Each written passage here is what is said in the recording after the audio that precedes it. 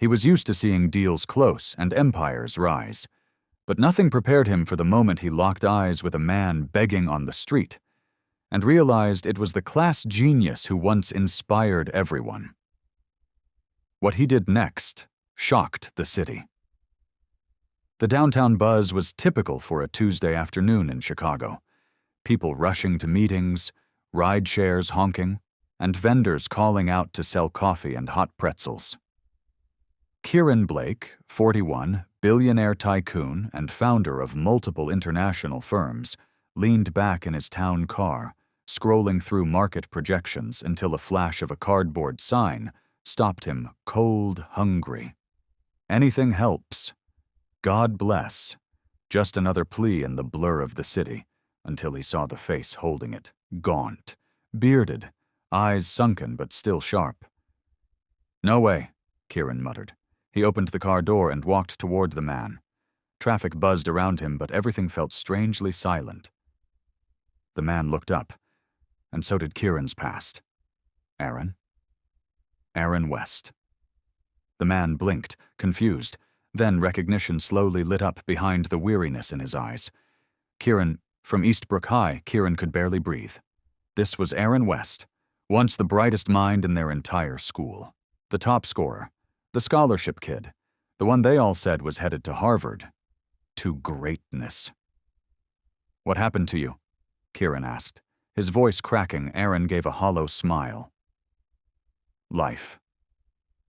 He motioned toward the cup with a few crumpled bills and coins. "This is where I ended up." Kieran stared, haunted.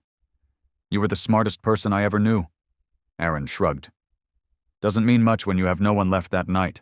Kieran didn't sleep. He kept seeing Aaron's eyes, his old notebook pages, the way he used to stay after class, helping others learn, even when he had nothing. And as dawn broke, Kieran stood in front of his penthouse window, already planning something bigger than any deal he'd ever signed. Because this wasn't about charity. This was about justice, and the genius the world forgot was about to be remembered in the biggest way possible. The following morning, Kieran stepped into his 37th floor corner office, suit immaculate, jaw set, not with his usual boardroom confidence, but with purpose. He waved off his assistant's briefing and made just one request.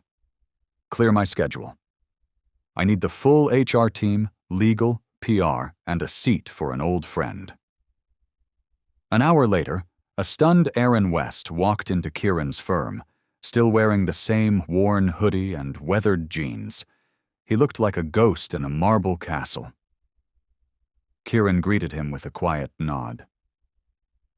"This place could have been yours first, you know." Aaron chuckled dryly. "You say that like I didn't already know."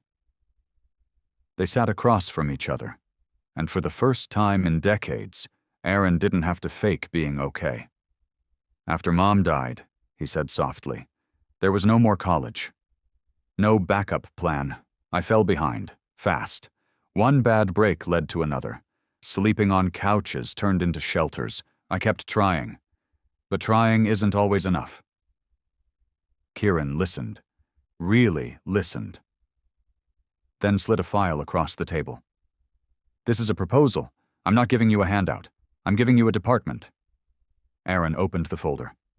Inside, a job offer. Director of Innovation and Ethical Strategy, Blake Global. Salary, 6 figures. Resources, full team. Mission, build programs to help underserved genius minds, like he once was. Aaron blinked. "You're serious?" "You made me who I am," Kieran said. "This empire started because you once told me I was more than a class clown, and you want me to lead. I want you to build what should have never let you fall in the first place. Word spread like wildfire, billionaire hires homeless genius, classmate as executive from the streets to the suite. The Aaron West comeback. But for Aaron, the headlines didn't matter. What mattered was walking into a place that didn't see his worn shoes, but saw his mind. And what Kieran saw wasn't just a friend rising again. It was the beginning of a movement. Because one man's fall wasn't the end. It was just the pause before a greater rise. Aaron's first day wasn't a media stunt. There were no speeches, no velvet ropes, just a desk, a whiteboard, and a mission.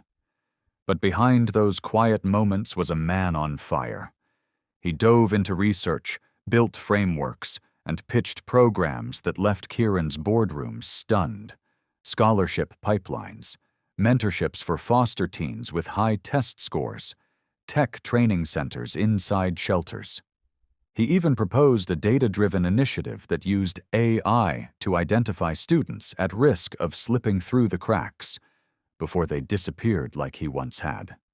In less than a month, Aaron launched Project Rise, a corporate-backed platform that located underserved gifted students across the country and offered them not just funding, but direction, something he never got when his mother died and the world forgot his name.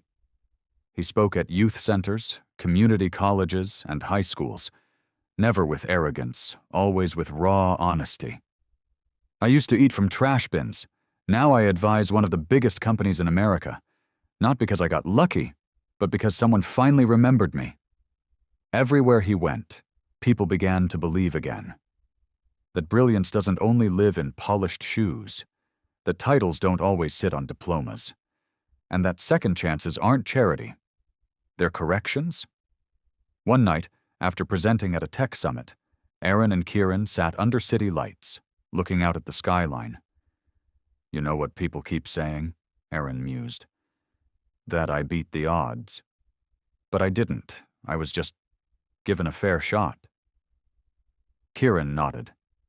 That's what this whole company should have been doing from the start. Aaron turned to him. Then let's make sure no one has to sell their future on a street corner again. They clinked coffee cups.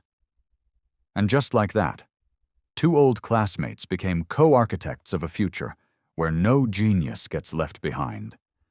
And the man the city once walked past had now become the reason it was waking up. 6 months later, Project Rise had grown beyond anyone's expectations.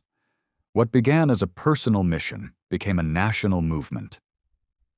Hundreds of high-potential students from shelters and underserved communities had been enrolled in STEM programs. Former dropouts were now interns at Blake Global. Teachers began referring invisible genius cases directly to Aaron's team. And behind every success story was the man once ignored, once forgotten, now mentoring, building, and leading with quiet power. One crisp fall morning, the mayor of Chicago hosted a citywide education forum and called Aaron West to the stage. Cameras flashed. Reporters whispered. Aaron stepped up, wearing a simple blazer, no script in hand. "I'm not here because I beat the system," he said. "I'm here because someone stopped looking at what I'd lost and started seeing what I still had left." He scanned the audience.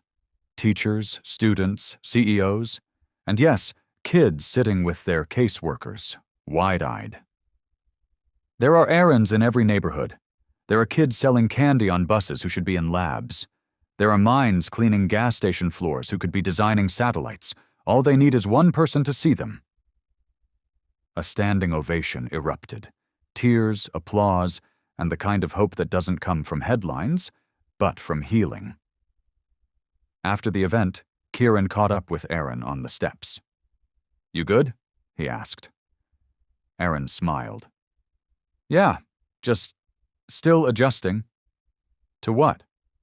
"To being seen." Later that year, the two men co-founded the West Blake Foundation, a permanent nonprofit dedicated to rediscovering lost genius in overlooked places. And every year on the same day Kieran spotted Aaron by the stoplight, they hosted a celebration. Not for themselves, but for the kids the world would have missed. In the Blake Global lobby today, there hangs a photograph. A businessman in a tailored suit. Beside him, a man in a hoodie holding a notebook. They're laughing. Side by side. The plaque beneath it reads, "Greatness isn't what you build. It's who you reach back to lift." And because of a $5 cardboard sign and one remembered face, the world learned that some of the greatest minds ever born just need someone to stop long enough, to say, "I remember you. Let's rise again."